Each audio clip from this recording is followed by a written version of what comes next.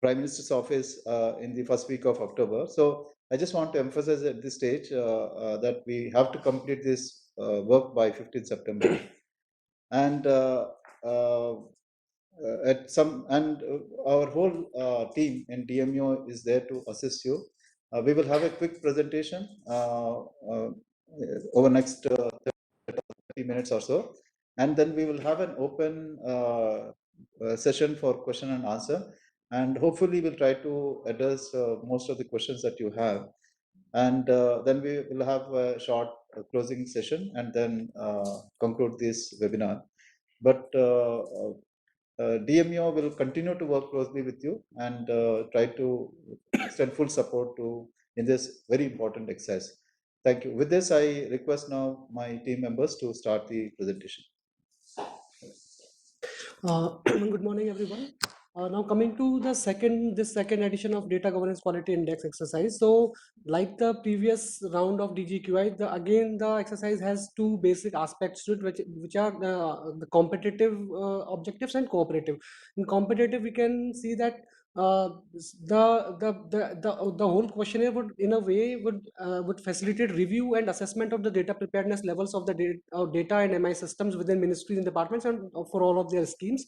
And another competitive aspect is that as also mentioned in the letter from advisor to PM's honorable PM, that all the ministries need to move towards the frontier DGQI 5.5x5 scores. So in a way, it would also encourage ministries and departments to move towards that goal and bridge the gap that is there. If we look at the cooperative aspects of the exercise, since the exercise is again in a self-assessment mode, it would facilitate internal contemplation between ministries and departments about their own MI systems, about their scheme dashboards, scheme MIS, etc., and how they can improve upon those systems. And further, whatever the learnings are there across the ministries and departments, they can also be collated by the best practices module that we also have in the questionnaire, through which all these best practices may be disseminated across the government, so that other ministries can also learn from the better practices that others are following. Next. The scope of the exercise in this round has increased both horizontally and vertically. So in horizontal scope, what we mean is that earlier in the last year's exercise, we only covered the data systems pillar of the data preparedness. So data preparedness basically have three pillars as mentioned here: data strategy, data systems, and data driven outcomes. So data systems are basically the systems, the MIS systems, the other initiatives that the ministry has put in place. So we only covered those aspects in the last year's exercise, but this year we'll cover data strategy part, and also how putting in all those data systems, how ministries are actually leveraging the outputs in their implementation and monitoring of the schemes and the other projects. So all those three pillars of data preparedness will be covered in this year's exercise. Next. The exercise also has enhanced vertical scope. That means that last year we had only top 5 schemes of each of the ministries covered in the exercise. This year, all the centrally sponsored schemes will be covered. Other than that, all the non-schematic interventions such as sector level dashboards, e-services, PSUs, and other central expenditure related IT systems and any other purpose IT systems and SDG or NDA monitoring systems, etc., will also be covered under the initiative. So we'll have center CS, CSS, and NSI. So there are 3 aspects to the exercise this time. So this way the whole exercise also has an enhanced vertical scope. Next. If we look at the introduction of new themes in the questionnaire, so earlier, as I just mentioned, so earlier in the last year only data system, which is colored red in the middle, was there. Now we have also added data strategy and data driven outcomes. In the data strategy part, we have added 2 new themes: data and strategy unit and action plan. And in the data driven outcomes, we have added 3 new themes: synergistic data use, interagency data collaboration, and prescriptive analytics.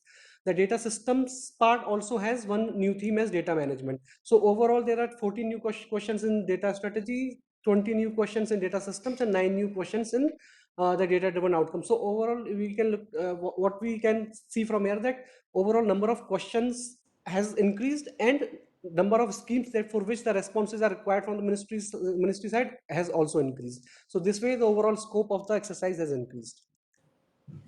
With this understanding of how the scope has been enhanced in DGQI second edition, we now move to understand how the questionnaire has included all these new themes within the self-assessment questionnaire. So the questionnaire has two parts, part A and part B, like last year. Part A is to be filled at the ministry department level, and part B is to be filled at the CS or CSS scheme or the non-schematic intervention level, which means that part B will have to be filled in separately for each scheme and non-schematic intervention that is added by the ministry in part A of the questionnaire. Next slide, please.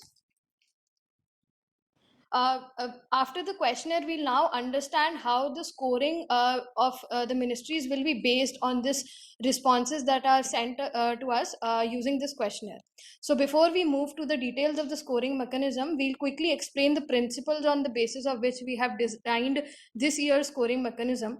So first of all, as was explained earlier during the opening remarks, that the focus of the exercise is to not create any comparisons or rankings, but but to encourage all the ministries to reach the frontier DGQI 5 out of 5 scores. Therefore, this time the focus will be on individual scores of the ministry and the distance to frontier scores. So how farther away their scores are from the 5.0 scores. Then this time there will be two types of scores. There will be scheme type scores, which will be based on the data systems pillar, as well as there will be an overall ministry department score, which will be used for driving ministry-wide reforms on data-related aspects. Third, the aim is to drive continuous reforms to better the data systems of the government. Therefore, data strategy and data-driven outcomes, which are more reform-oriented, they are given due importance in the scoring mechanism this time. Finally, we also are considering the current constraints that are faced by the ministries with regards to their data systems, and therefore we have adopted a very pragmatic and practical approach while adopting the scoring mechanism for each and every question, so that we are liberal in our scoring and we are not unnecessarily penalizing any ministry or any scheme for some small issues. Finally, we also take into account the fact that different ministries and schemes have different types of operations, and therefore we don't want to do an apples to oranges comparison, and hence we are taking a non-applicability of certain questions and certain options to the schemes into account when we are doing this scoring. Finally, we are giving equal focus to the schemes as well as to the non-schematic interventions that are run by the ministries, as both of them can be included under the part B of the questionnaire. Moving to the details of the scoring mechanism, if you look at the overall DGQI score this time, it will be based on 3 pillar scores that have been defined. So as we know, there are 3 pillars. So therefore, the overall DGQI score will be based on 3 scores. The data strategy pillar score, the data systems pillar score, and the data driven outcomes pillar score. Weightages have been assigned to all 3 pillars. Data systems pillar has been given 50% overall weightage, because this is one of the most important pillars where all the outputs become visible, and remaining 50% weight has been divided between data strategy and outcome in the ratio of 20% to 30%. It's also important to note here that data strategy and data driven outcomes, if we compare it to our questionnaire, data strategy and data driven outcomes, it will be based on part A of the questionnaire. So these scores will essentially be coming in from your responses to part A. On the other hand, data systems, these themes have been essentially covered under part B of the questionnaire. So therefore, this score will be coming in from part B of the questionnaire. Therefore, we see that in the overall weightage, part A and part B will now have an equal weightage in the overall DGQI score. Next slide. We now understand how each and every pillar scores will be calculated. So covering the first pillar, which is data strategy, we have 2 themes. So therefore, within this theme, 50% weight will be allocated to both the themes, and in this manner the data strategy score will be calculated, which will be 50% of DSU score plus 50% of action plan score. Next slide. The next pillar is data systems pillar, where we have six themes. I'm sorry. So therefore, the weights have been divided between these six themes. Every theme, apart from use of technology, has been given an equal weightage of about 18%, and use of technology has been given a weight of 10%. Using these weightages, therefore, the data system score will be calculated. So as I explained, data systems pillar is being assessed at part B, which is now being filled for every scheme. Therefore, the first time when this score is calculated, it will be calculated for each scheme. So therefore, if the ministry has three schemes, let's say, there will be three different data system scores which will be calculated for each of the three schemes, and then we'll take a simple average of all these scheme level scores to arrive at an aggregated data systems pillar score. The reason we want to use a simple average is because we want data systems to be uniformly developed across the schemes. Plus, this time we are also covering various non-schematic interventions, which may not have dedicated budgets to them, but they are also equally important. So therefore, to give equal importance to all the schemes and to all the non-schematic interventions, we are planning to take a simple average of these scores. Next slide, please. Finally, the third driven outcomes pillar, it has four themes. So the weightage has been assigned to all these four themes, where to the first two themes, which is on synergistic data use within and across the ministries and with other agencies, we have given the highest weight of 30%. Then the next highest weight has been given to prescriptive analytics, which is the last leg of data analysis. And the good practices section has been given a weight of about 13%. So using these weightages, then the data outcome score will be calculated. Next slide. So this way, what will be done is that this is a summary. So if you look at the pillar-wise scores, pillar-wise weightages, data strategy will be given a weight of 20%, systems 50%, and data-driven outcomes 30%. So every pillar score will be calculated, and using these weights, a weighted average of these pillar-wise scores will be taken to arrive at the overall DGQI score. So this slide also shows the theme weight within each pillar, which was already demonstrated in the last three slides. And if we look at the overall theme weight in the DGQI index, taking into account the pillar-wise weightages, that's given in the last column. So that the ministries can refer to these weightages to understand how important each and every theme is in the index calculation. Next slide. Finally, as we discussed, that we don't want to, we want to be very practical, and we don't want to unnecessarily penalize ministries. Therefore, we have especially taken into account special cases into our scoring mechanism. So first of all, if we consider the non-applicable response, this time in the questionnaire, we have dedicated options for to demonstrate, to explain if any question or any sub part of any question is not applicable for any ministry. So therefore, if the ministry or the scheme division marks not applicable for a specific response, then it will be appropriately addressed during the scoring mechanism and during the weightage distribution, so that we are not unnecessarily penalizing ministries for any question that is not relevant to them. Finally, if you look at disabled response, so this time if you have gone through the questionnaire, we have established skipping patterns. So so if a particular question is answered yes or no, on the basis of that, remaining questions are to be answered. There are certain cases. So therefore, if a question gets disabled, then we have taken into account what score will be accordingly given to it, and an appropriate scoring will be done. For example, if we consider in part A, there is a theme called action plan, where the first question is whether the action plan has been formed by the ministry or not. So if the ministry says yes, then the remaining questions come up, and we will give appropriate scores to the remaining questions. However, if the ministry says no, then the remaining questions in this theme get disabled, and therefore the ministries would accordingly be scored 0 on all these questions related to the action plan, because they get automatically skipped, and they get disabled. So with this background of the scoring mechanism, we'll now move to a quick walkthrough of the second edition portal, which can be used by the ministries to fill up the questionnaire.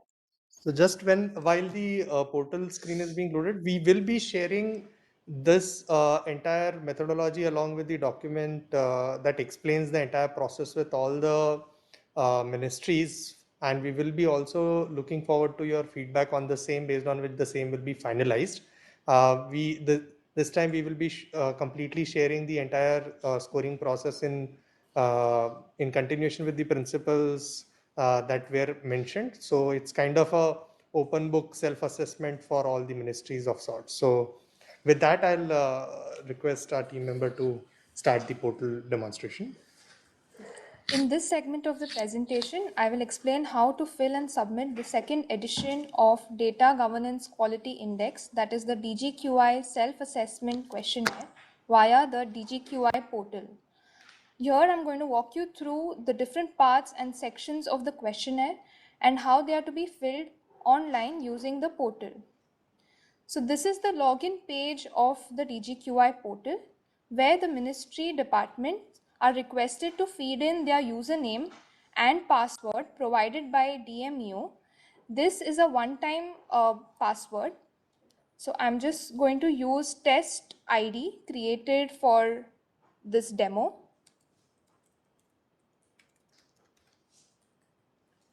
You have to feed in the CAPTCHA code. Now, in cases where ministries and departments are logging for the first time, they will be automatically directed to a reset password page where they will have to change their password and keep on using the reset password for future logins. Please note that the login credentials are to be used only by the nodal appointed for the DGQI exercise under the ministry or department to avoid inconsistent and multiple entries. In case any ministry or department faces any issue with respect to login or passwords, you are requested to kindly send a mail to DMEO nodal appointed for your ministry department mentioning the issue faced and attach a screenshot of the error in the mail. The DMEO nodal will assist you in resolving these login issues. Once you log in, please excuse me.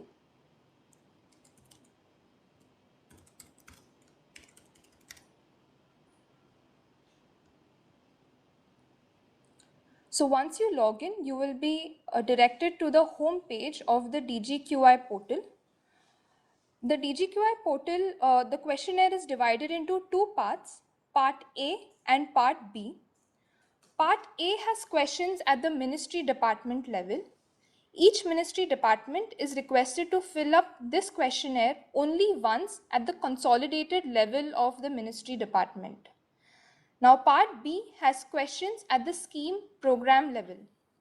Please note that the responses will be recorded in a draft mode until the ministry department clicks on the submit button. Moving on to Part A.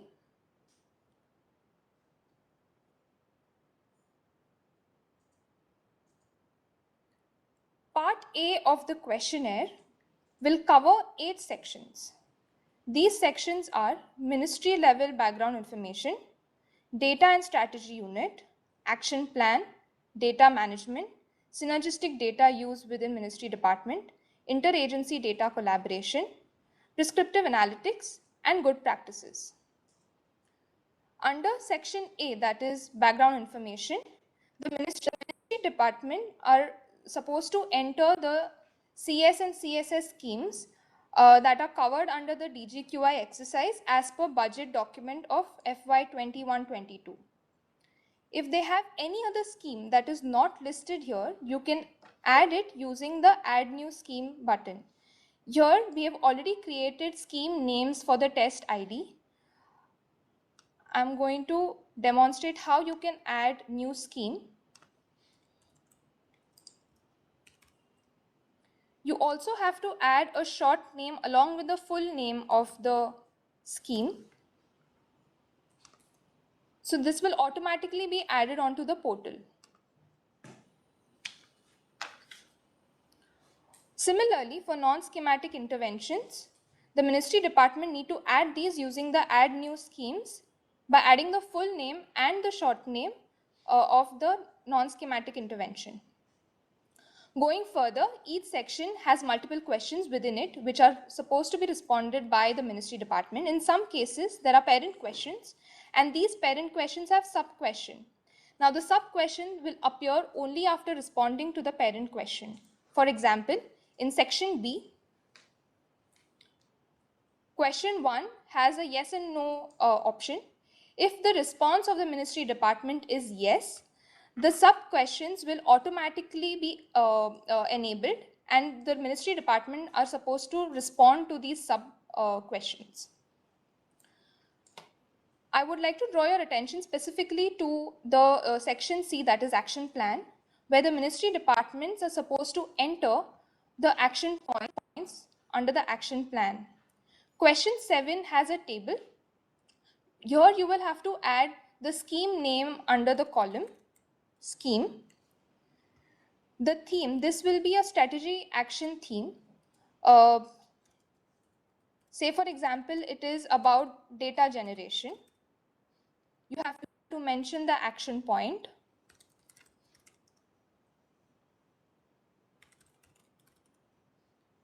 Description of the action point.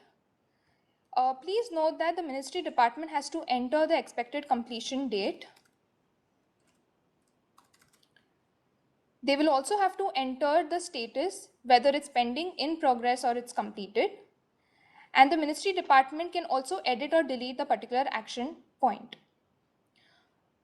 Here the responses will be saved as draft, and you can now move on to part B of the questionnaire.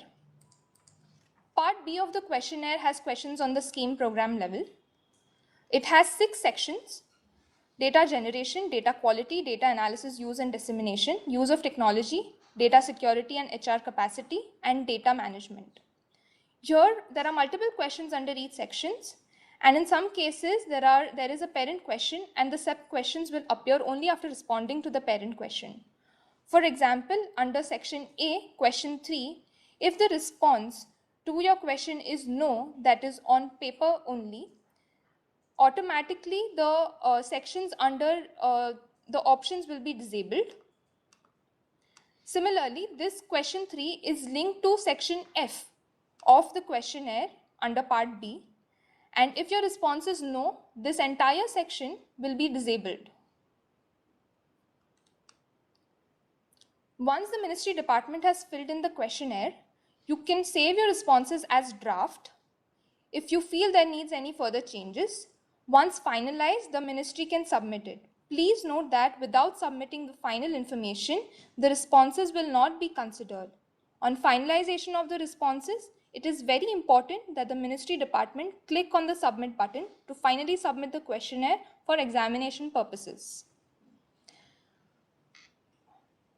Now, the ministry departments also have an option to get a printout of their responses or the final questionnaire on the top left-hand side of the portal on the print option.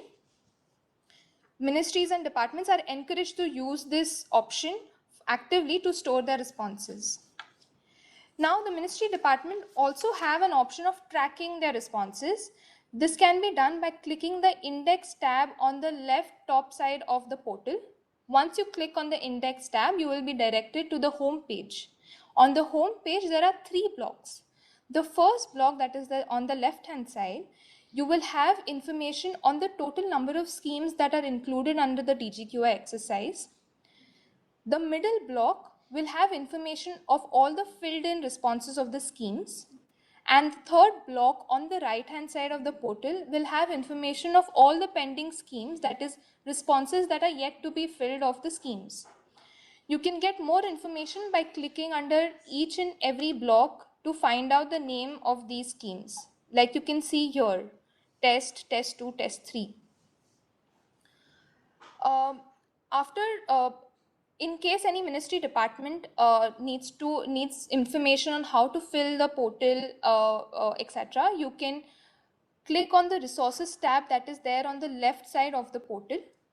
Once you click on the resources tab, you will be directed to a page which has 3 documents. The first document is the user manual.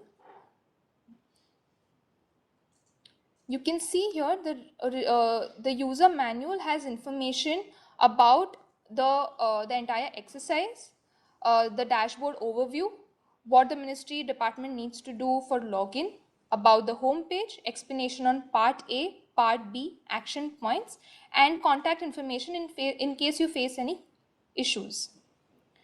The second document is the indicative list of ministries and departments. Here there is a list of CS and CSS schemes. Please note that the non-schematic interventions are supposed to be added by the ministries and departments. The third document is the FAQ document.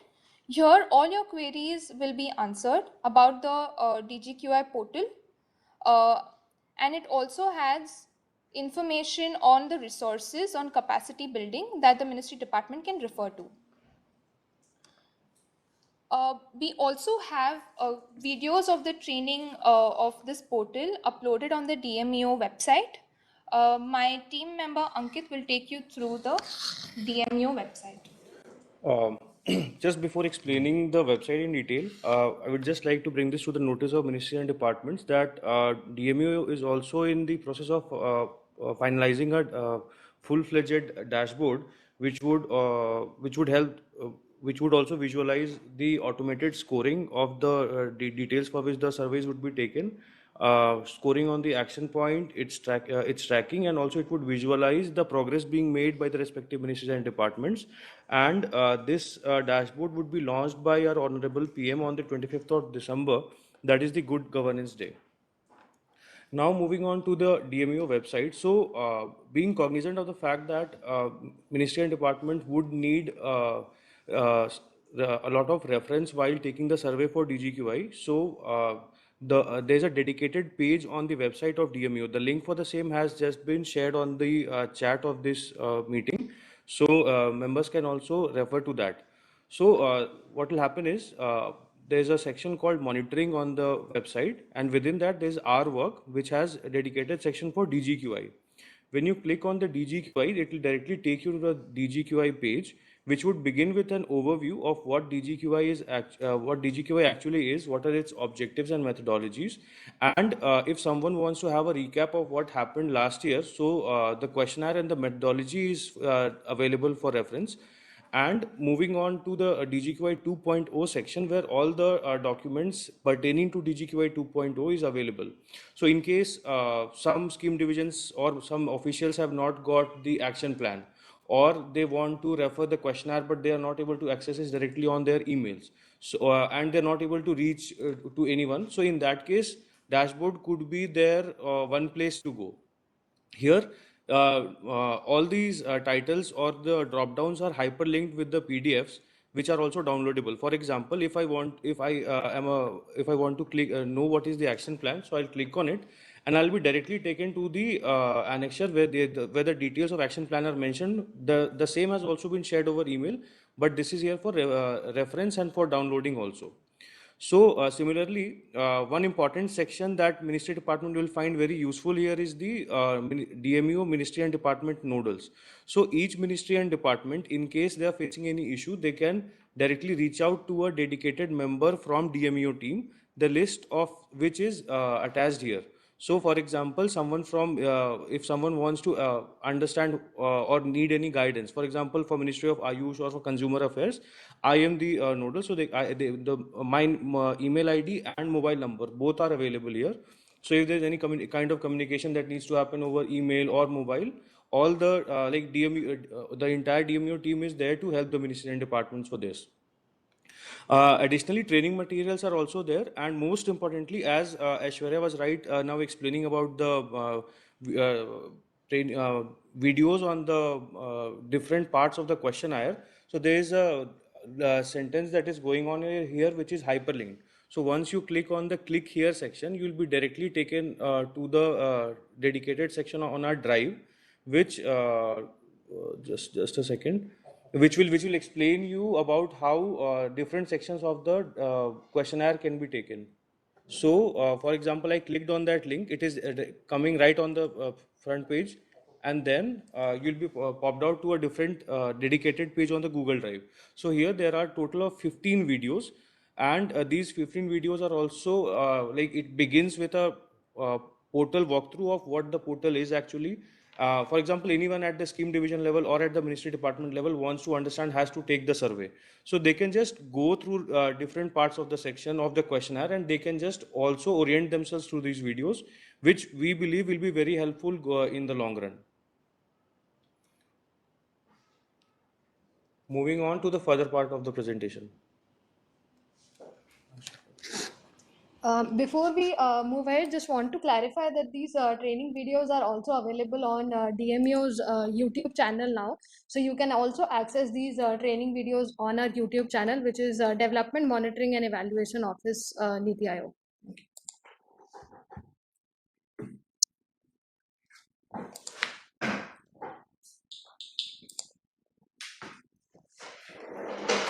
So next we'll talk about the timelines and key milestones. First is definitely the last review which happened on 14 July with advisor to PM Shri Bhaskar Khulbe ji. Next, the link to the dashboard credentials and training videos were shared with ministries and the dashboard was launched. Currently, the questionnaire is live and all the ministries are required to fill the questionnaire for all the CS, CSS and NSIs by 15th September. Please treat this as a hard deadline. After which, on 1st October, DGQI scores will be released as well as DMEO will share their comments on the action plans shared by the ministries. Then between 15th October to 22nd October, quarterly review meetings in phases will be conducted with PMO. These will be for both quarter 1 and quarter 2. And then on 29th October, ministries will be required to finalize their action plans after incorporating DMEO comments. Then, as you all may be aware, that on 25th December, Good Governance Day, Honorable PM will launch the DGQI 2.0 portal, which will have all the latest data from all the ministries. After which, in Jan 2022, ministries will be required to update the progress of quarter 3 on the new portal. Now, Meera will walk you through some of the FAQs which will help you regarding the exercise. Good morning, everyone. So I'll be walking through a few frequently asked questions that that the ministry departments have reached out to us about. So a few questions regarding the dashboard are: will separate divisions of ministry departments get separate logins? So every ministry department will be given one username and password, that is one credential to login, and the nodal officer will be responsible for authenticating all the information that is fed onto the portal. So from the DMEO DGQI side, the nodal officers are considered responsible for this information and for handling the login credential as well as authenticating data on the portal. Second question, can multiple users log in at the same time through the same username and password? So it is suggested that the nodal officers use the dashboard and remain responsible for it, because multiple users operating the dashboard could lead to some sort of confusion in data entry, and this is highly discouraged. So if third question is, if one department in a ministry completes the work on time and if another department of the ministry doesn't, will their status be shown as pending? So separate logins will be provided for each ministry department. So even if within the same ministry there are different departments, they will have separate credentials and the data are separately tracked for the DGQI purpose. So the status of the entire ministry will not be shown as pending, since the two different departments will have different login credentials. Fourth question, what if you face trouble logging in? So we have already shared the link and the credentials with all the ministry departments. So after the first login, the ministry departments will have to change their password. But if the ministry department is still facing some issues, then requesting to please reach out to the nodal officer whose contact details have already been shared and is also available on the website. Please reach out to the nodal with an email as well as a screenshot of the issue that is being faced on the dashboard, and the nodal officers will help to resolve the issue. Please note that DMU would share the credentials with the MD nodal officers via email purposes only for security purposes. Next, we move on to a few questions regarding filling up of the questionnaire. So what is the action plan Excel template mentioned in section C7 of part A? Will it be separately provided? So as Aishwarya took you through the dashboard portal where the action plan template was shown. So this template is where the MDs can fill in their action points, the timelines, as well as the current status of their action plan. And this can be documented directly onto the action plan Excel template, which is available on the portal. Second question, are MDs allowed to change the responses to questionnaires, to the questionnaire in general? So the responses that has been fed into the questionnaire can be changed when it is saved as a draft. But once it is submitted, then they are not allowed to change the responses for that particular quarter. Post that, any changes that can be made only in the next quarter when updates would again be allowed. The next question is, are ministry departments allowed to amend action points in the action plan template mentioned in C7 part A of the questionnaire? So the same as the previous answer, the responses can be changed only when it is saved as a draft. So once it is submitted, changes are not allowed for that particular quarter. Fourth question, are MDs allowed to change the timelines of action plan? The responses can be changed when it is saved as a draft, again the same as before, and it will not be allowed to change in the next quarter.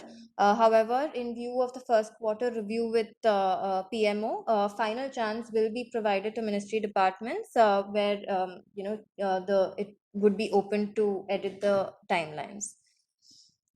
Moving forward. Two questions regarding CSS schemes and non-schematic interventions can you expand a bit more on non-schematic interventions?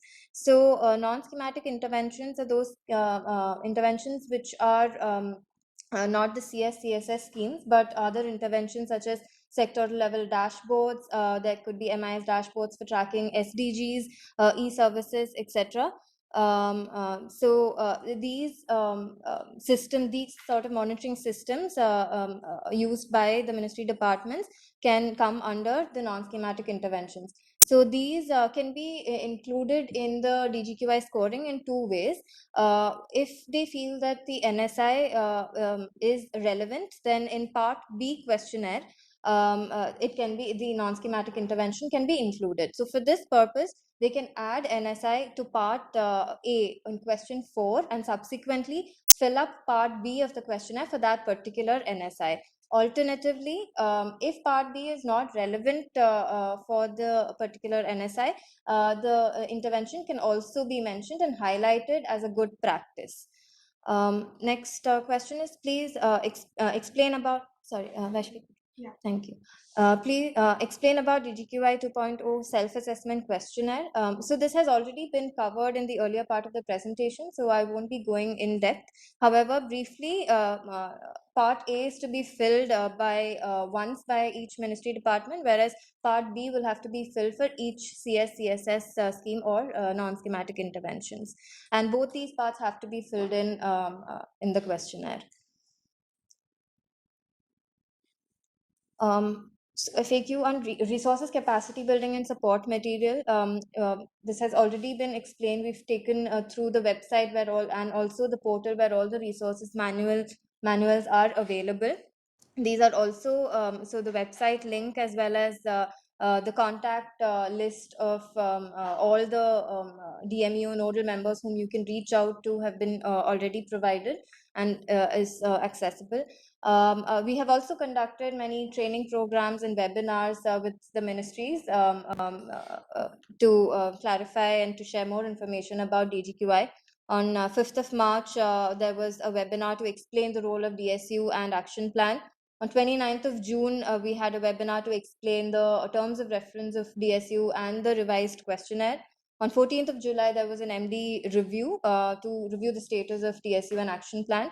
And we also conduct one-on-one meetings with ministry departments to cater to their queries. And this is an ongoing process. Now we'll open up to questions, more questions from the MDs, which we have received from the chat box as well as. Thank you. So broadly speaking, before we get into the questions, the essence is that we have as a team across all the ministries, we have a tight deadline in front of us, and we are all there to support you in meeting that deadline.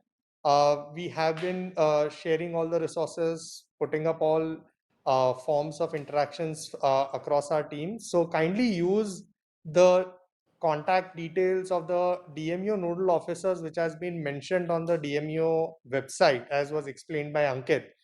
And please reach out to them after having gone through all the resources. We have tried to automate the process because, again, we are dealing with nothing less than 73 ministries here. So therefore, kindly have a look at all the resources, training materials, videos, webinars, recordings that we have shared. And after that, if you have any queries, please feel free to reach out to the DMEO team members. We are all there to support you in meeting this deadline for all this very critical exercise that we have embarked upon. So with that, I'll request our team member to take the questions here onwards. Maybe we can start with the questions from the chat window and then take up the rest. So first question we have from Pramod Kumarji. He has asked, section-wise explanation of form is required for better understanding. Gunjan, would you like to clarify?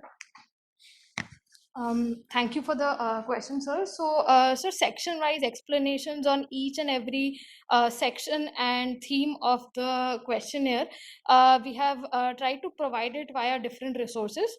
We have shared the questionnaire with detailed explanations to each section with all the ministries.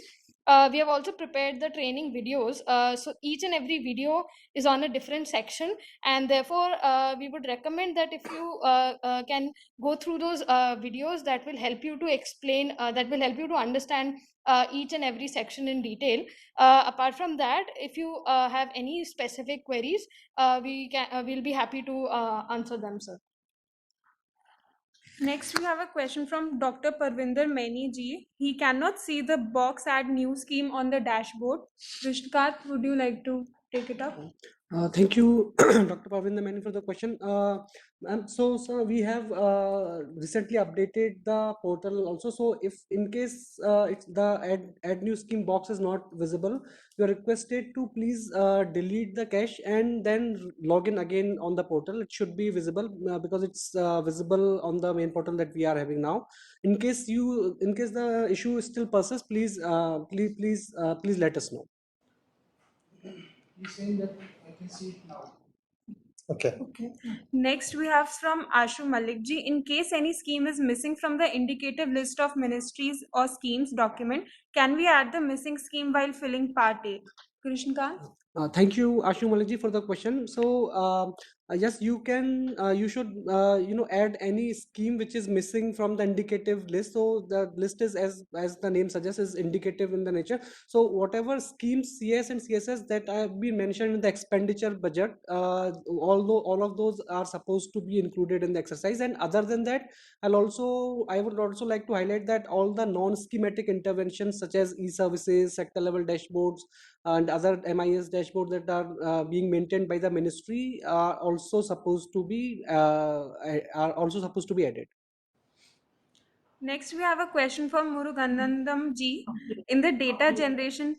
So, yeah, in case if you'd like to, if you as a response post the response, if you have any follow-up questions, the person who has asked the question can ask. Otherwise, we will be taking all the open questions after we have gone through all the questions in the chat. Just to add to the point that Krishnakant mentioned, so the add new, both the questions are related because for all the non-schematic interventions, you will have to follow the add new scheme box because these schemes, as Krishnakant explained, we have taken from the Department of Expenditures list, which will obviously not have the list of all the NSIs, the non-schematic interventions. So for all the NSIs, you will have to add them in the system individually. Coming back to the question, In the data generation part B question 3, if we select option no, we can't fill the section F, but we have separate server which is maintained for different data. How to provide the information? Would request Gunjan to clarify the same. Sir, so when you answer part B question 3, the question asked whether the scheme has a MIS or not. So therefore, if the scheme division says that they do not have a MIS, the questions in section F on where is this MIS data stored automatically gets disabled, because our understanding is that if the MIS is not present, then there'll also not be mechanisms to store this MIS data. So therefore, the questions are getting disabled. If you are saying that there are separate servers which are maintained for different types of data, then accordingly, if this data is digital, then there must be a MIS, and therefore your response to part B question 3 would be yes, and therefore these questions will be available for you to answer. Rajesh Sharma ji from DPIIT has asked what is the input indicator in part B of the questionnaire. Kunjan, would you like to clarify? Sure. So for every scheme, if you look at the results framework or the logical framework, there are three main types of indicators. First, we monitor the inputs of the schemes. Inputs encompass any kind of financial outlays or human resources that are being used for this scheme, that are being used in the for the scheme. Then second are the output indicators, which are measuring the result of the activities of these schemes. And finally, we have outcome indicators, which are essentially measuring what is the outcome that the scheme is achieving. So therefore, when this question asks inputs, we essentially mean to ask whether the scheme is collecting data on its input indicators for its schemes or not, which means if you are collecting data on financial outlays, human resources, any other kind of inputs that you may be using for this scheme implementation. Pramod Kumar ji has asked what should be the post under monitoring unit, statistics unit, IT unit, and analytics unit. Anand, would you like to? Yeah, so just before that, just to add on to the previous response to the previous question. So we are not asking what indicators are being monitored. No, that's not really the purpose of the question. We are just trying to understand whether or not input the MIS system which is being maintained for that particular scheme, does it track inputs, outputs, and outcomes? We're not asking what inputs specifically to that scheme or outputs or outcomes are being tracked. No, that's not the purpose of that specific question. Vashri, if you can just repeat the last question. What should be post under monitoring unit, statistics unit, IT, and analytics unit? The DSU setup, I guess. The question isn't what should be the Posts. Oh, okay. Post. So essentially within each of the units, as yes, if we have the presentation slide in the backup. है ना इसको upload. Meanwhile, explain. Yeah.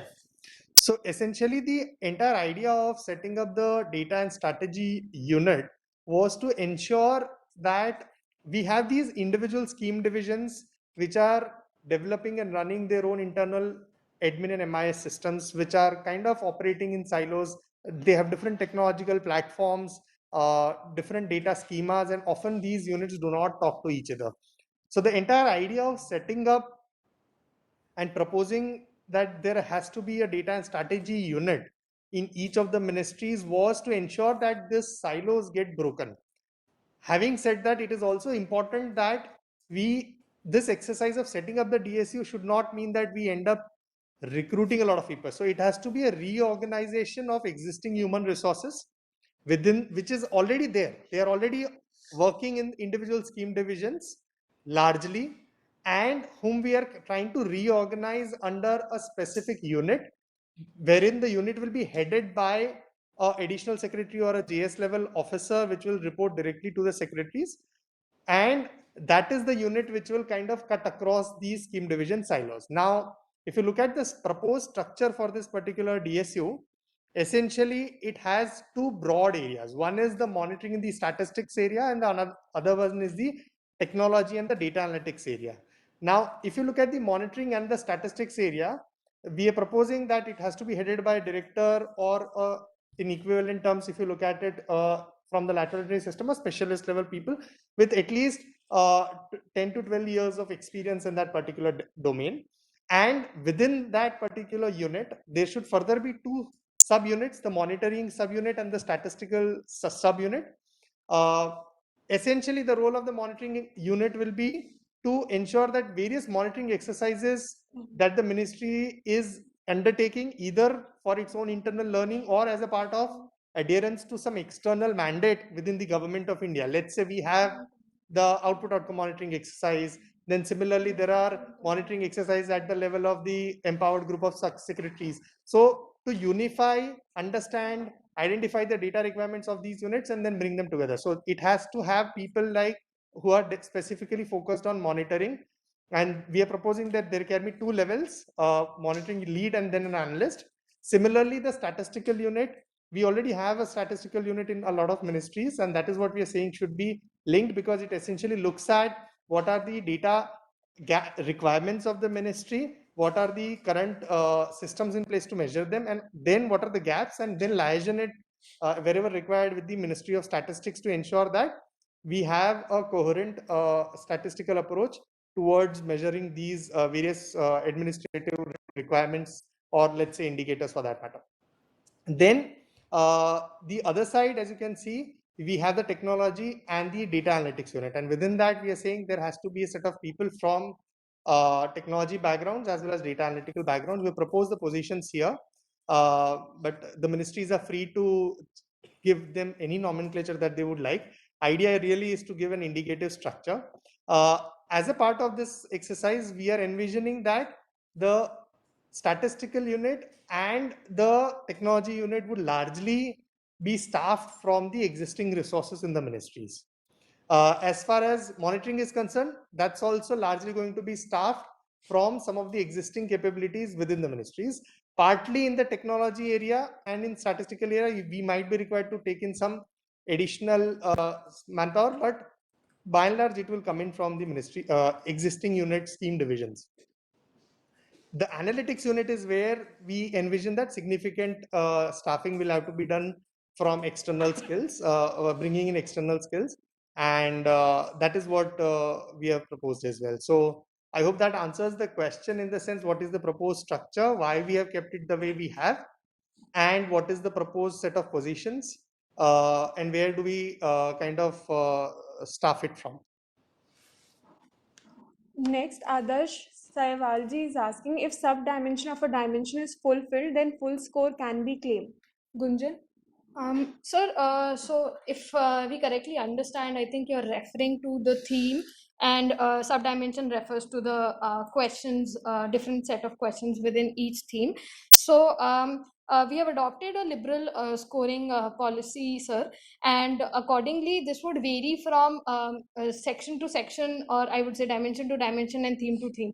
For some themes, if let's say within a question, different weightages have been given.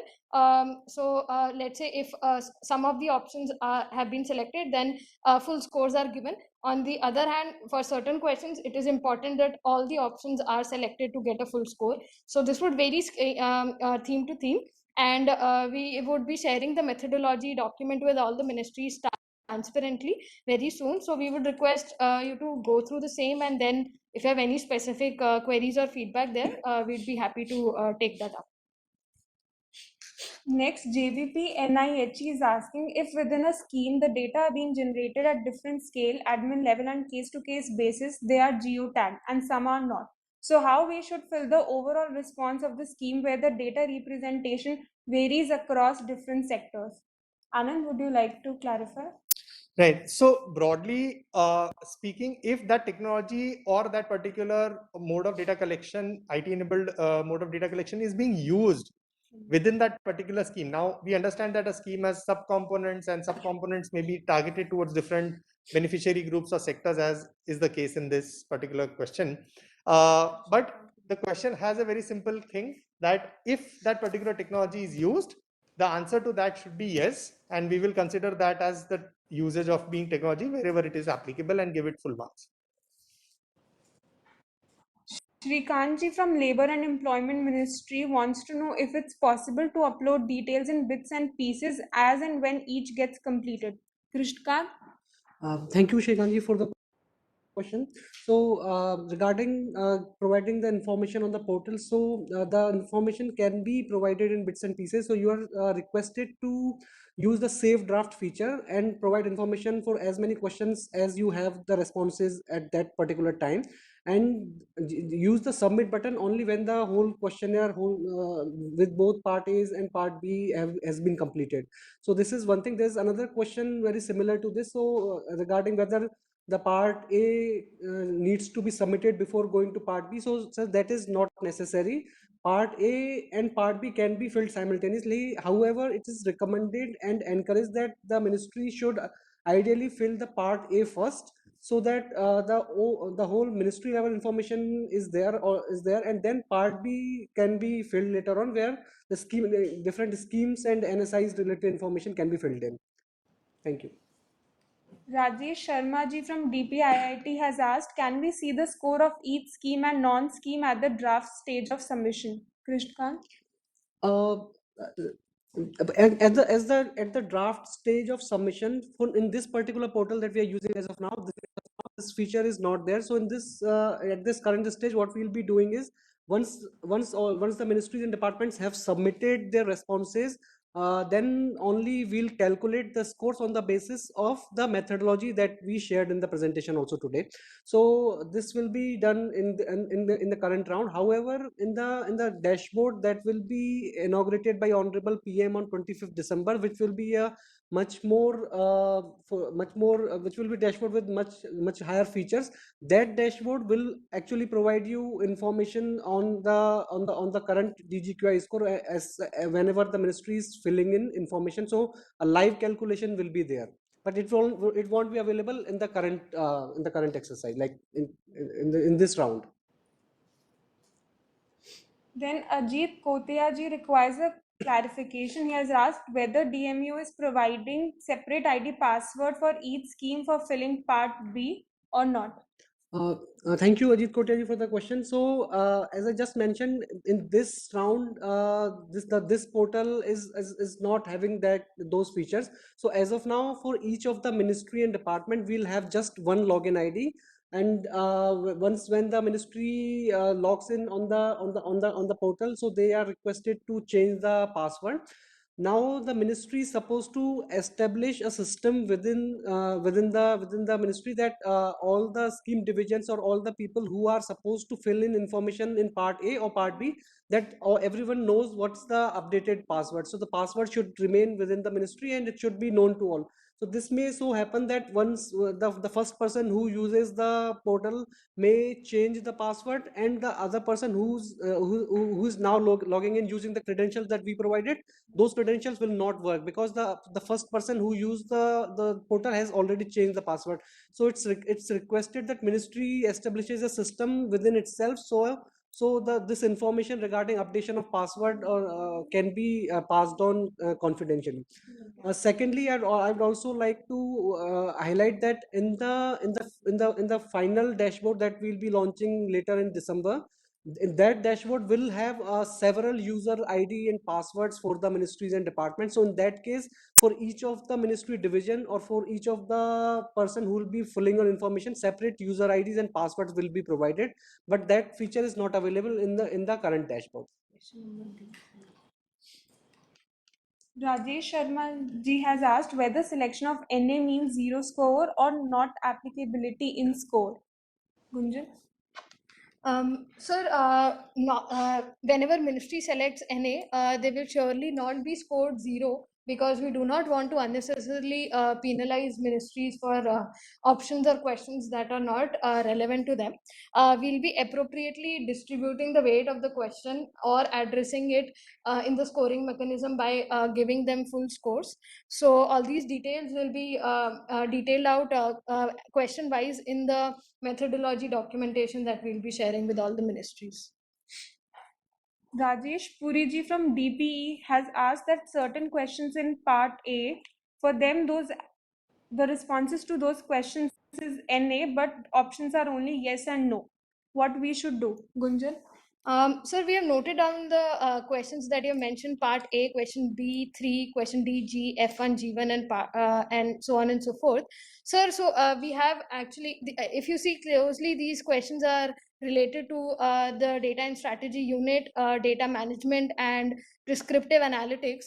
So according to us, these are things that should not be not applicable for any ministry, and therefore accordingly we have not provided those options in these specific questions. Wherever relevant, the not applicable option has been provided. Additionally, we have also shared this draft questionnaire with all the ministries for comments in the month of July, and we had made changes in options at that point of time as per the feedback received from the ministry. So now the questionnaire has been finalized, and it would not be feasible to make these changes at this point of time. So we would request you to accordingly fill up the questionnaire as per the options which are available right now. And most importantly, these questions pertaining to data, the other two pillars, apart from data systems, if you look at the two pillars, which is the first pillar, so all the questions in the part A are at the ministry level. They have been specifically designed in a way that they are applicable to all the questions. So we do not see any reason for any of the ministries not to fill up any question in the part A specifically, because it is generally applicable for all. All ministries should have a data and strategy unit as per the instructions from PMO. They should have had prepared a strategy and action plan, and accordingly the movement towards data driven outcomes should be triggered. So and that's a theme in general. So therefore we don't see a reason why any question in part A would be not applicable for any of the ministries. Ashish ji and others in the chat box have raised concerns regarding the pre-populated scheme on the dashboard. We like to clarify the same, Gunjan. Yes, sir, we have received this query from multiple ministries and departments that somehow the pre-populated list of schemes on the portal, some of them are getting mixed up right now. So we are working closely with NIC on this from the backend, and all these issues will get resolved by tonight. So tomorrow onwards, you will be able to see only the schemes that are belonging to your ministry department as per the expenditure budget 21-22. If in addition the ministry or department wants to add any scheme, they can use the add new scheme option on the portal. Hari Prasad ji has asked, in case of not applicable, how does the marks distribution if multiple schemes exist? Sir, request you to clarify the question once. Please feel free to unmute yourself. Hari Prasad ji. Good afternoon, all of you. Actually, we have around 3 to 4 schemes where some of the questions we have an answer to some schemes, but the same question it is not applicable in the other scheme. In that case, how this not applicable is distributed across the schemes?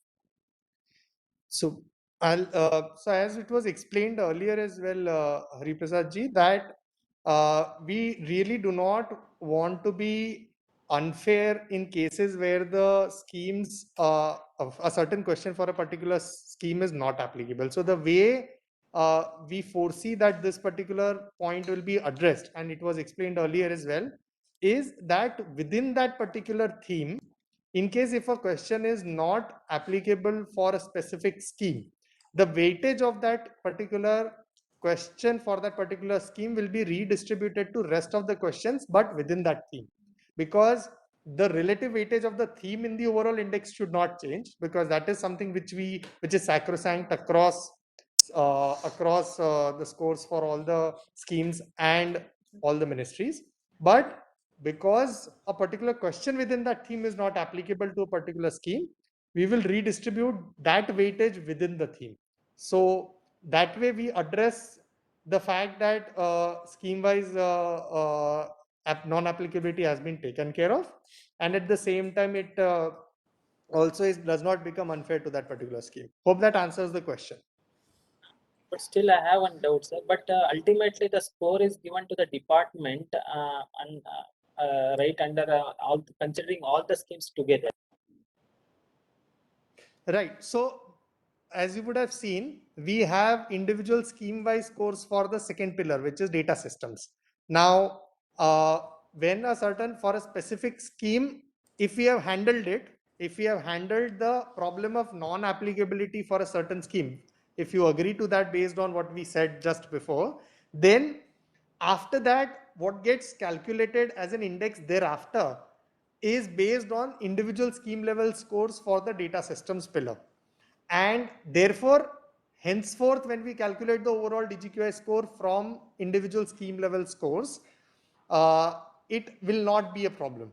So the key problem is to ensure that non-applicability is addressed at an individual scheme level when we are scoring it for the data systems pillar, and that will be taken care of from the solution that we just explained twice. Okay, thank you, sir. Thank you. Rajendra Prasadji would like to know if Chief Data Officer for Open Government Data Platform and Data Strategy Unit should be different or same. Should not Chief Data Officer should be Nodal Officer for DMEO. Anand, would you like to clarify? Right. So it is best left. We understand that the entire role of the Chief Data Officer for the Open Data Portal originally envisioned a lot of functions that we have laid out here. But we also understand that over a period of time across ministries, the role of that officer was also limited by and large to certain extent to compliance with reference to reporting on the data.gov.in portal. And hence, if that particular position is best placed within the ministries to address this, I think the ministries can definitely take a call to align the two and take it forward as the as the necessary role within the data and strategy unit. But broadly speaking, as we have said earlier and we have said it multiple times, that the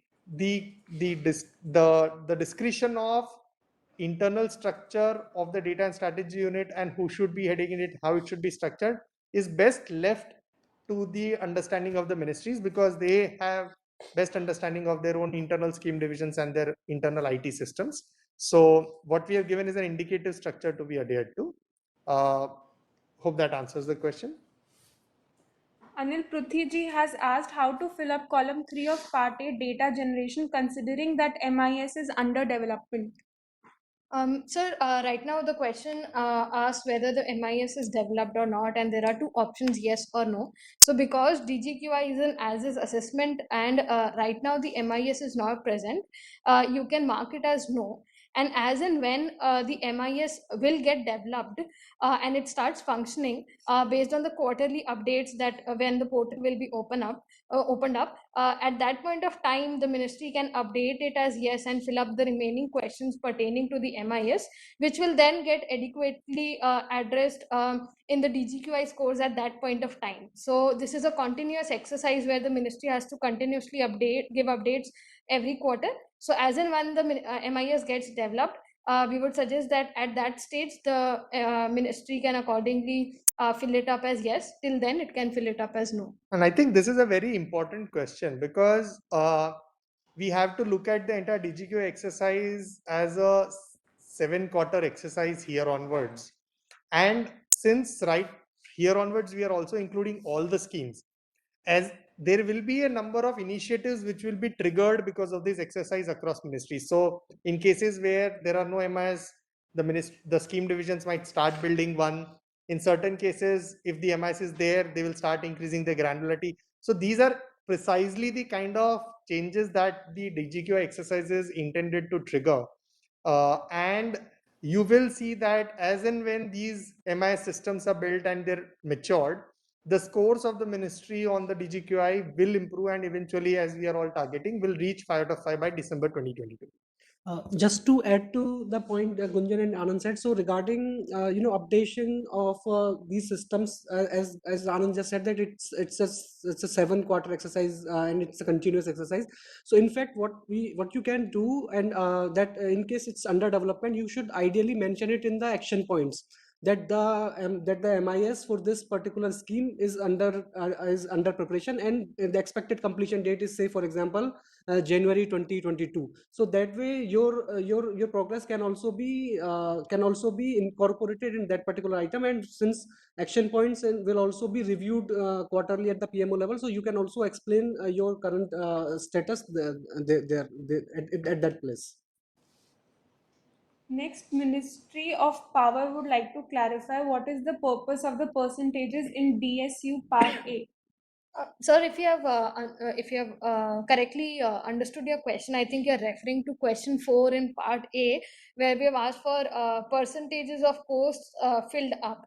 So within this question, what is to be done is that for every subunit of the DSU, monitoring unit, statistics, technology and analytics unit, the ministry must have come up with some number of posts that it plans to create for its DSU, and it must have filled up a few of its posts by now, considering the timelines that were provided to the ministries to set this up. So therefore, let's say within monitoring unit there were 10 posts which were created and 5 posts which have been filled up already. Then the percentage of posts that have been filled up will be 5 out of 10, that is 50%. So accordingly these calculations have to be made, and the percentage of posts that have been filled up by the ministry department for the DSU, they can be entered. If you were requesting for some other clarification, then we would request you to please unmute yourselves and let us know.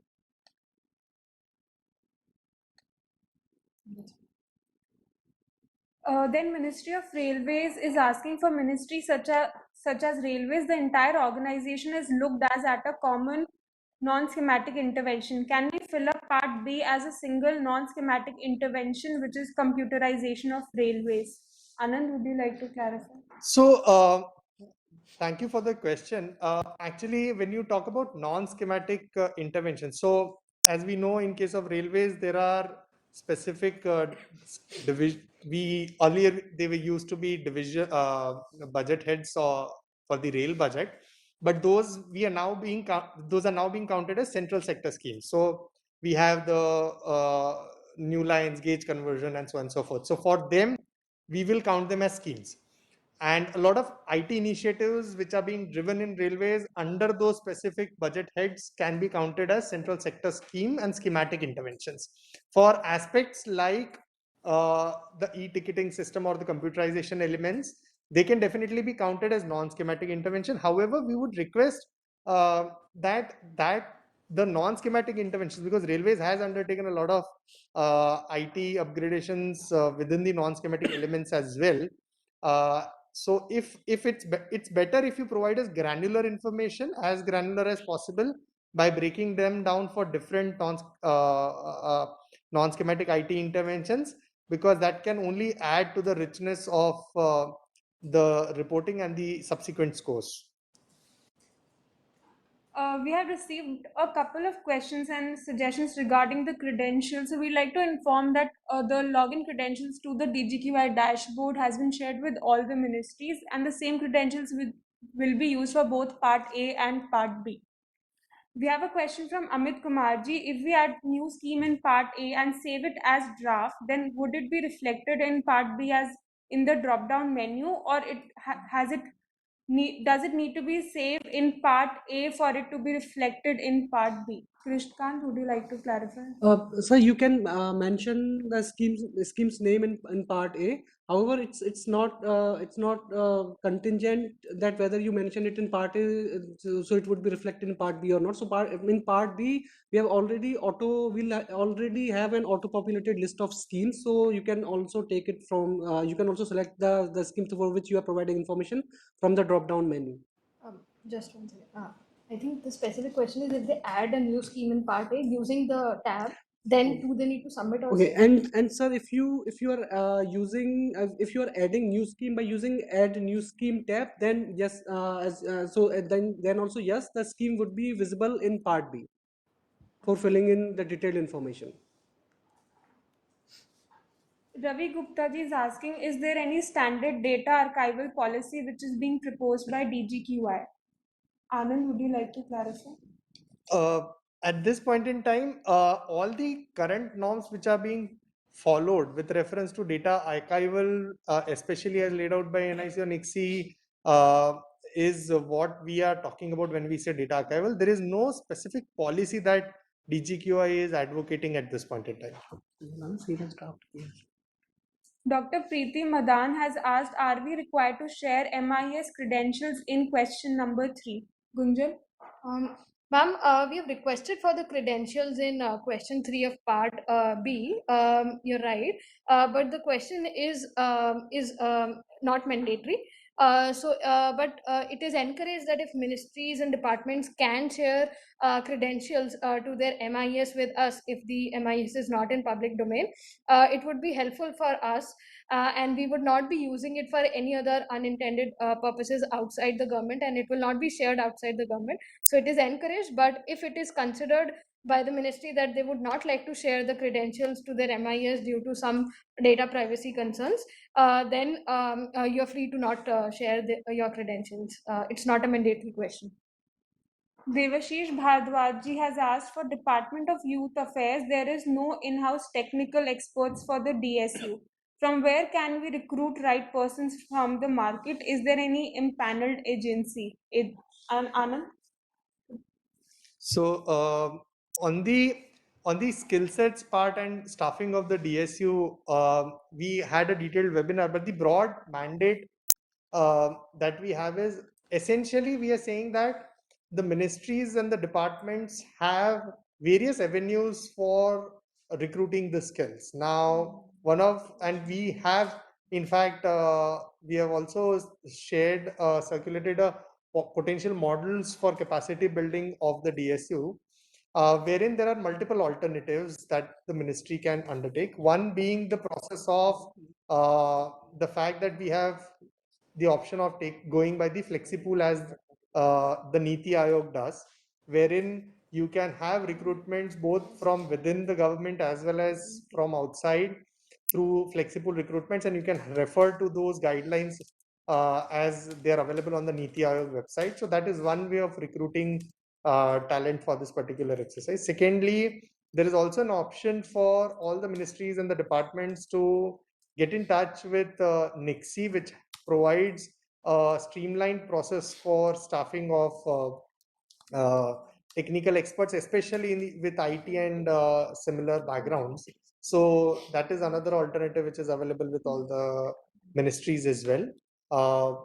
I think anything. Yeah. Basically, as we have explained earlier, most of the staffing has to come from internal reorganization. Definitely, across the government, I think there is significant shortage of data scientists.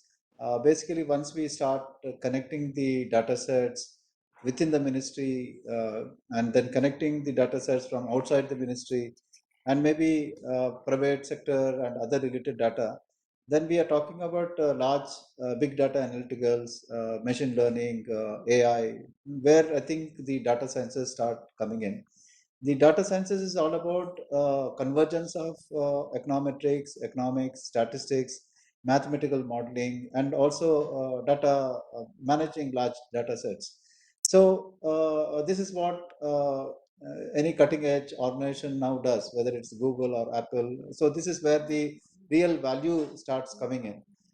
So the government has to pivot from where it is currently to that level while we organize ourselves to connect the data sets and then start getting deeper insights and more real-time analyticals, and then using machine learning, AI. So we have, I mean, that's the path we have to take, and faster we reach that path, I think is the faster we are going to take the governance to a different level.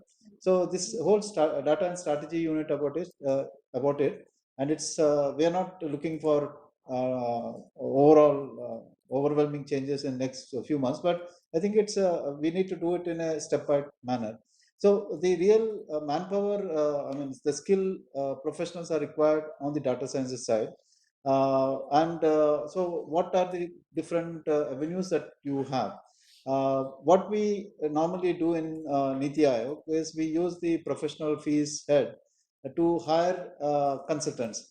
In this room, 90% are all lateral entrants, young professionals, level 1 consultants, level 2 consultants at director level. We use the professional fees, define the terms of reference, advertise, and get them on board. Certainly, these are all new areas. We fully appreciate and understand. So some support from outside is required. So here, definitely DMEO has been working on the terms of reference and talking to PMO, and also PMO is also talking to, is planning to talk to expenditure. But definitely we can see NIC and NICSI can be very good knowledge partners here. So young professional, using professional fees and drafting terms of reference and getting them. But individual ministry doing this type of work might be a bit overwhelming, especially where the ministries don't have that type of capabilities. So what we are proposing is that NICSI can be the source. They can provide empanel list of experts whom the ministries can hire. So this is the plan for now, and we understand it's a challenging task, but together I think we can address this challenge.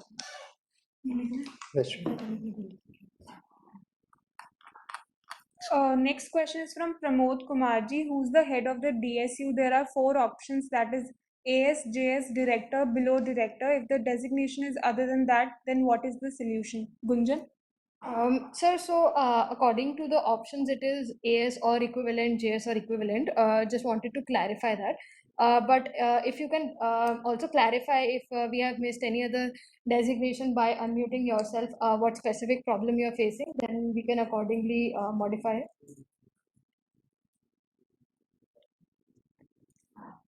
Then next question is from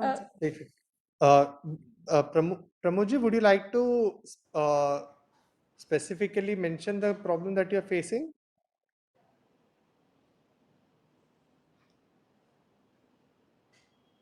Right. Hello. Sorry, sir. Sorry to disturb, sir. Sir, in fact, I am not able to select other than that. In fact, there are 4 options only. Like there should be an option like SS also. So this one is not available. Yes, sir. Okay. So we will look into that. Essentially, when we say AS and equivalent, yes, SS is a special secretary level. So therefore, all we intended to mean was that it has to be at AS and above level. So we will make that change in the options so that it is very clear. Right, sir. Right, sir. Okay, sir. Thank you, sir. Thank you. Thank you, sir. Krishnamurti ji is asking to clarify that under the scheme central sector revenue section also to be added in addition to the central sector capital section. Krishnamurti ji, request you to please unmute yourself and clarify the question once. Good afternoon. This is regarding capital works and revenue works. There are 2 heads are there, one maintenance and one major works. Whether both are to be taken into account or only major works can be taken into account. That is my. So essentially, Krishnamurti, we are not getting into the specific cost heads and the nature of the cost heads. So when you say an outlay for a scheme, we understand it has both revenue and non-revenue elements, capital elements as well. So we are looking at the scheme as a whole. We are not asking you to respond to it for specific subhead and cost heads specifically. So no, you just have to respond for one scheme and one response in part B. That's it. Okay, thank you. In the interest of the time, we'll take last 2 questions from Sanjay Kumarji. All the other questions have been answered by our team members in the chat box itself. So Sanjay Kumarji has asked to explain the DGQI score with the sample scheme for better understanding, as most of the ideas are not being understood clearly. Also, whether the system will automatically pick earlier answers filled in edition 1. Gunjan? Sir, to answer your second question first, the system will not automatically pick up the responses that you have may have filled up in DGQI first edition, because we have made a lot of changes to the questionnaire. So therefore, you are requested to fill up the responses for each scheme again. Coming to the first question, so as to give a reference for one scheme, we'll quickly try to explain how basically a score will be calculated for one specific theme, for one specific pillar, and similarly it will be calculated for all the other themes and pillars. In the interest of time, we'll be sharing the separate methodology documentation with all the ministries, where this example would also be provided. So you can refer to that documentation for details. But to quickly take you through one specific example, let us suppose that we are taking a one scheme, and for which part B has been filled up, that is data systems, and we want to calculate the score for let's say the data generation theme. So if you look at the data generation theme, then it has several questions. So if I go to the theme wise, the questions, if you look, there are at least these 10 questions in data generation. So all of these questions will first be scored using their own scoring mechanism. For example, the first question in part B A1, if the response will be yes, it will be scored 5. If it is no, it will be scored 0. So this question will be scored, and similarly all these questions, 10 questions, will be scored between 0 to 5, and they will be given different weightages. Then using these weightages, a weighted average of all these question wise scores will be calculated to arrive at a data generation score for that particular scheme. So this way you will come up with a data generation score for one scheme. Then similarly there will be it will be done for data quality, where we have 4 questions. We do the question wise scoring, we give them weightages and come up with a data quality score for that particular scheme. So on and so forth, we do this for all the 6 themes that are listed here. Then to aggregate these theme wise weightages, we will use these weightages as given by the formula here. So you will do 18% of data generation score plus 18% of data quality score, and so on and so forth. This way it will be aggregated to the data system score for that scheme. And then, as we have explained, all the scheme wise scores will then be aggregated using a simple average to take up a data systems pillar score. Similarly, as we have already explained, other pillar scores will be calculated, and all of them would then be aggregated to come up with the DGQI score. But the details of this will be explained with the help of an example in the documentation that we share, sir. Hope that addresses. Yeah, and what we will also try and do, we take your feedback, and what we will also try and do is create we will add to our entire repository of videos as well, wherein one of the videos can explain this entire scoring process in detail. So we will include that. And just to, on the second question regarding the autofill and auto population of information, yes, it will not be possible from one DGQI 1 edition as it was explained, because the number of questions are different. But because we are requesting ministries to fill up these and respond to these questions every quarter, we will have an auto populate option for the DGQI 2 edition when the responses are filled up from one quarter to the other. So that will be done for sure, so that it eases the process of filling up the information. With that, we have come to the end of the Q&A. Good afternoon, sir. I'm Manisha Sen Sharma, Economic Advisor from Department of Food. Sir, can I be just given 2 minutes, sir? Yeah, ma'am, please go ahead. Sir, actually, we had shared a number of questions in the chat box which have not been responded to, because, sir, we are already in the process of filling up the questionnaire. So, and our state of readiness is there as far as all the active action plans, etc., are concerned. So, while filling up the questionnaire, there were certain concerns which we were facing, which we would like to bring to your notice, sir. So if you permit me 2 minutes, my director DSU, he will give the details. Yes, ma'am, please go ahead. We can extend it for another 10-15 minutes. That's fine. We would like to use this an opportunity. Yeah, please go ahead. Thank you, sir. So good afternoon, sir. This is Sangeet, Director DSU at DFPD. Sir, we have observed that the DMEO portal where we are supposed to fill the questionnaire is we are saving the draft and it is getting changed automatically. So whatever we are filling out up, we need to check it again and again, and the data is getting lost. So there is some issue of stability. We have shared that with Gunjan also, and we are expecting some solution of that, sir. Then, sir, Gunjan, should I raise all the points and then you will reply? Yeah, please go ahead. Please go ahead. Please let everyone know so that we can respond to all of them. Please go ahead. So second point is uh, my list of schemes was having the list of schemes of consumer affairs also, that has been rectified. Now today morning the list has been expanded and many other schemes which are already closed have also been added in that. We don't know how the data has been changed, but some new schemes have been added which are auto populated today morning, and those schemes are not having any funds, and those are already closed down schemes, so we don't have anything related to that, sir.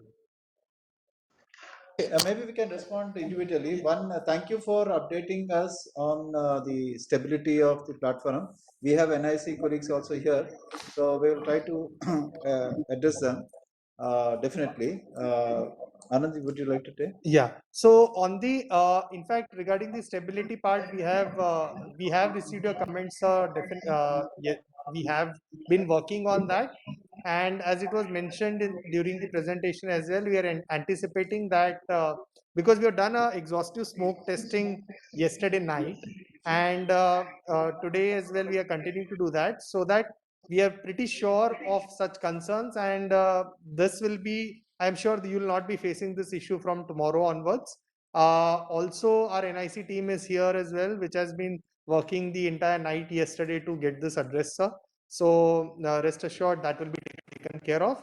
Regarding the list of the schemes, sir, what we have done is we have used the line items as they're available in the Department of Expenditures for each of the departments. And then you're right, sir, that in case if some of the schemes have been continuing with very minimal token amounts, but they're not executional in nature because these are budget heads, you may as well decide to, so this is just an auto-populated list, sir, to help you simplify the process.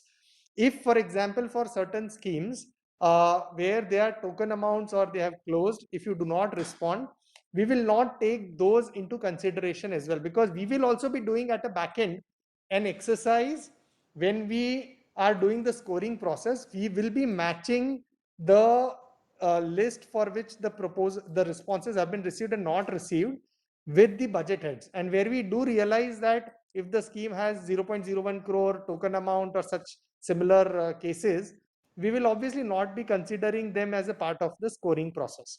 We have just put up a complete exhaustive auto-populated list because in certain cases with very minimal budgets as well, we have realized that certain ministries have sent us a request that they be there on the portal because there are certain closures which are happening in the current financial year. So they may not be operational, but they are still closing in. And till the time that scheme is being closed, they would want to respond to that scheme. So which is why that's the principle we have followed and kept an exhaustive list as possible. But in case if in certain ministries it's not going to be used, then we will not take that into consideration for scoring, and the ministries will not be penalized in any sense in the scoring process. So I hope that answers both your questions, sir. Basically, in our scheme of things, some schemes are duplicate, like it is also adding ways and means advances to FCI. That is not a scheme. Ways and means advances to FCI is not a scheme. Then actual recoveries, these are not schemes.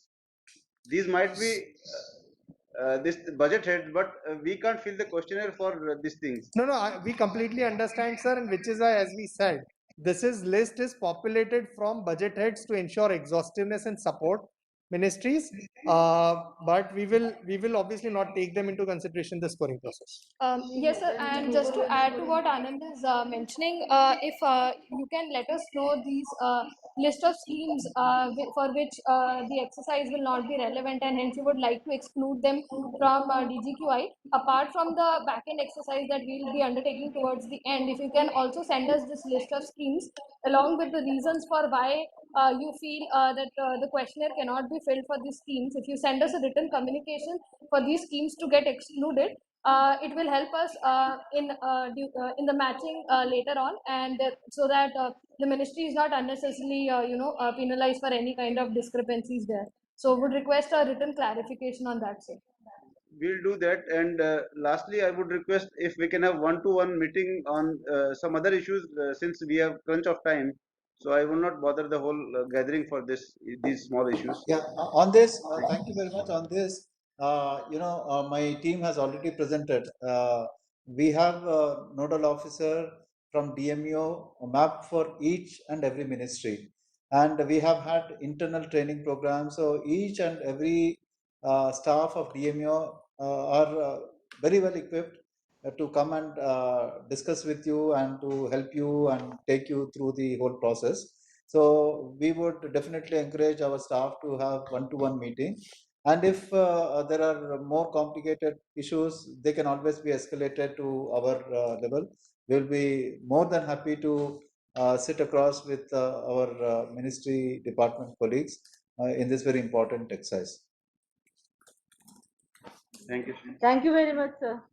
Thank you, ma'am. Thanks for your intervention. Really appreciate it. With that, we have come to the end of the Q&A section. We'll also share the recording as well as the PPT of today's session with everyone, and the scoring methodology and the weightages will also be shared shortly. I'll now request DG sir for his closing remarks. Yeah, we have had a very long webinar, close to 400 colleagues joined.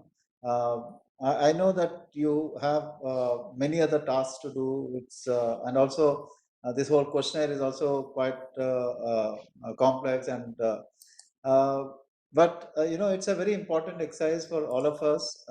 It's self-assessment, and then setting ourselves a roadmap to achieve very, very high level of sophistication in the way we perform, and transforming governance to a very, very different level, leveraging all the capabilities that IT technology has provided. So it's an exercise, it's a joint effort of all of us. It's for nation building. It's not about naming or shaming or ranking or anything. It's about trying to understand where we are in a very methodological manner, and then charting that route pathway so that we achieve the targets that Honorable Prime Minister's office have set to all of us. So this is a partnership. We will work. We will also learn from you, and then together it's a journey. So we are here to support you. We are here to learn from you, and together. So it's a journey that we are embarking over next 2 years. From DMEO side, I would like to thank you all for sparing your extremely valuable time. I know how busy you are, and the type of tasks, other tasks that you have. Really appreciate your time. And we are also, my whole team has really worked, trying to create videos, trying to think through, how to take this exercise in a time-bound manner. We are constantly listening to feedback. We are very open to any feedback that comes in. And together, I'm very, very confident that we can execute a very important task that Honorable Prime Minister's Office has given us. I hope next we will have one-to-one. My staff will ask our staff to have one-to-one similar type of presentations and discussion. And if similar type of webinar is required, we'll be more than happy to do another round too. Thank you all once again. With this, we'll close this webinar. Thank you. Thank you, everyone. Thank you, everyone.